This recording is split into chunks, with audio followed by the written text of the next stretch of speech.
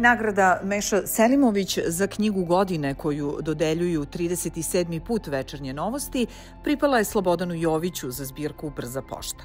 Pesnička knjiga Lirskih medaljona osvojila je naklonost kritike, a Jović je ubedljivo pobedio sa 23 glasa članova velikog žirija.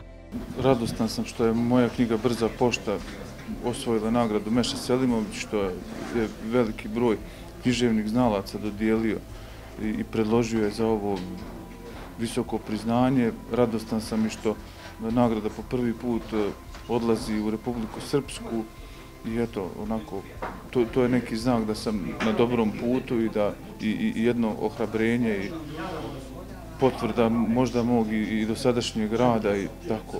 Drago mi je, osjećanja su malo pomiješana, ali radostan sam.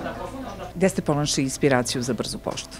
Pa, smatram da svako bi trebalo da piše o onome što najbolje poznaje.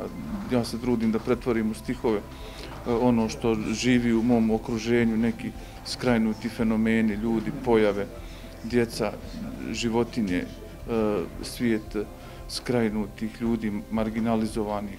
Do pobednika se dolazi na jednostavan način zbrajanjem glasova. Ovakva pravila na minimum svode mogućnost pod znacima navoda štimovanja rezultata. Tako se još jednom pokazalo da je način žiriranja za Mešu jedinstven po broju učesnika, ne samo u regionu već i šire, i da predstavlja svojevrstan demokratski kulturni ritual. Ako poezija govori za nekoga i u ime nekoga, onda glas moje pesme govori u ime malog, anonimnog čoveka i sitnih skrajnutih stvari i fenomena na koje nam pažnju usmerava ona ruka sa nekropole, poručuje Jović, kome će nagrada Meša Selimović biti naknadno svečano uručena. U izboru za nagradu, koju tradicionalno dodeljuje naša kuća, bilo je 70 naslova.